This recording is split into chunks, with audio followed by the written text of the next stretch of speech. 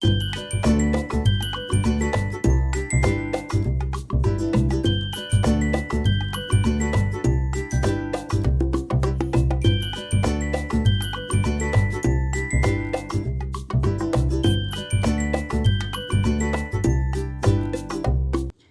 guys, my own version of cereal float.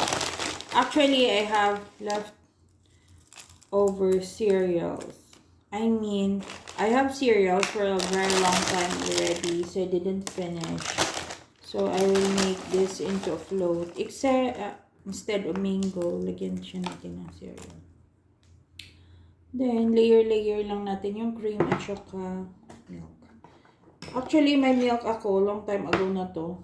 Ito, natira. Sayang din. Tapos, ito, bumili ako ng cream. So, lagyan natin ng cream. Yan sa taas. I-flatten natin. Lagyan natin. Tsaka tong memories, yung biscuit na to, matagal ko na rin tong biscuit. Mag-expire na yata. Actually, hindi pa naman. After 2 months pa siya mag-expire. So, habulin na natin. Gawin na natin siyang cereal float. Para may iba kunwari.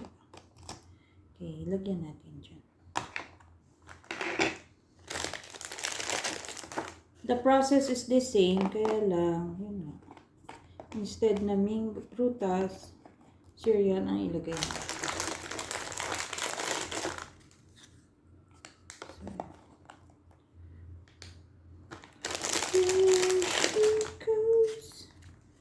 Then, lagyan natin ulit ng milk.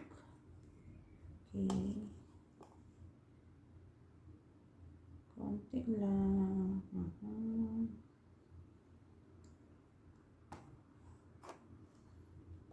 Ganyan lang.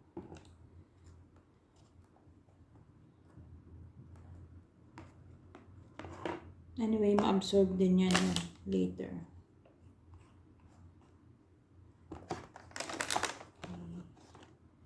Pwede na natin pang baon. Well guys, may duty na ako tomorrow. Lagyan natin ng cream. Taas. Konti lang din. Damihan lang natin itong cereal. Okay. Para makain natin itong cereal.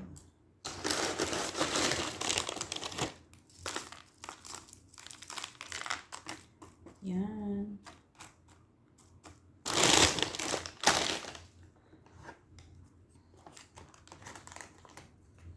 Then, lagyan ulit natin ng biscuit.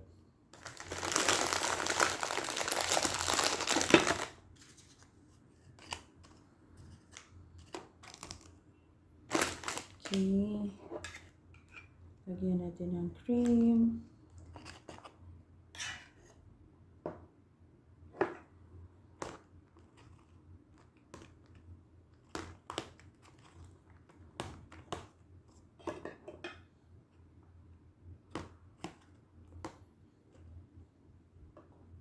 Lagyan natin ng konting milk.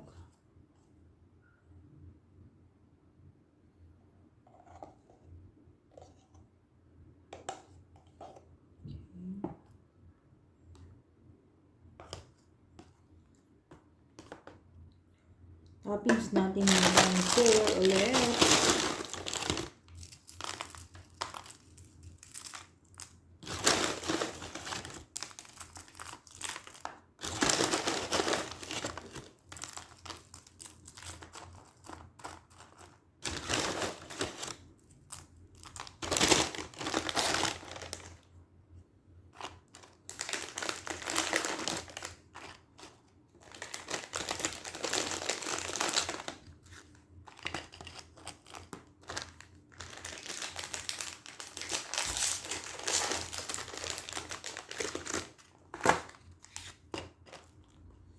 Okay.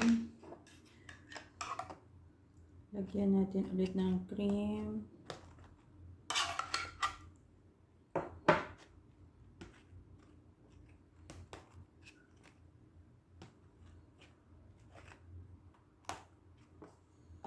Konting milk.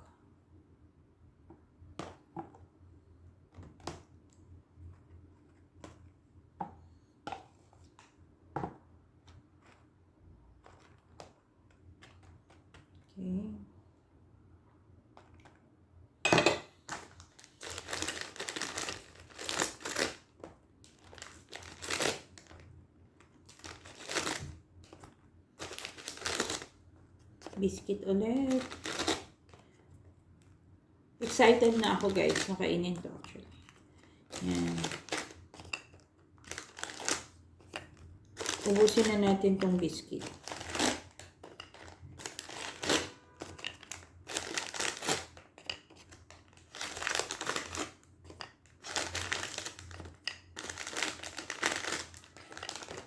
Then, i-pour natin tong remaining na milk.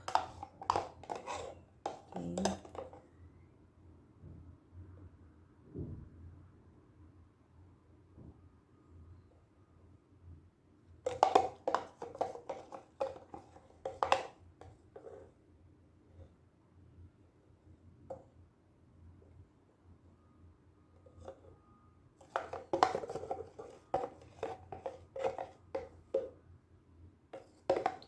Looks yummy na yan, guys. Diba? Okay.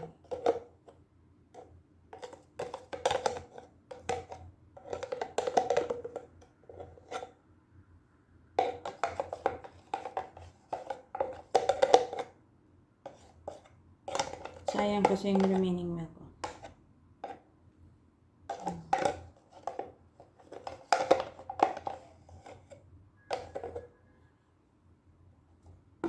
Of course, yung remaining na cream. Lagyan na natin.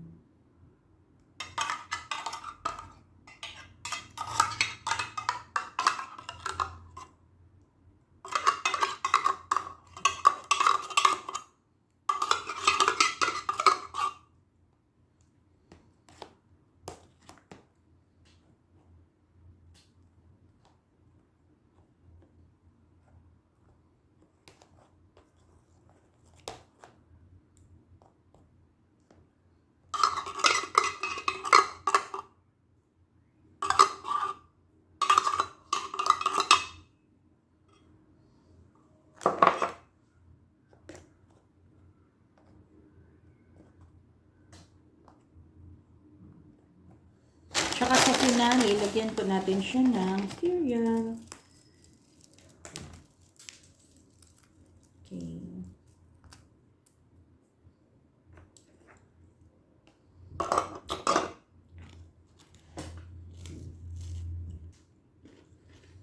So guys, ito na yung ating version ng float. Pero instead na mango, cereal ang nilagay natin. I hope you like this video. See you again. And tomorrow ready na po ito. I-refrigerate po natin ito. And tomorrow ready na po itong kainin. Bye! See you in my next vlog. Don't forget to like and subscribe.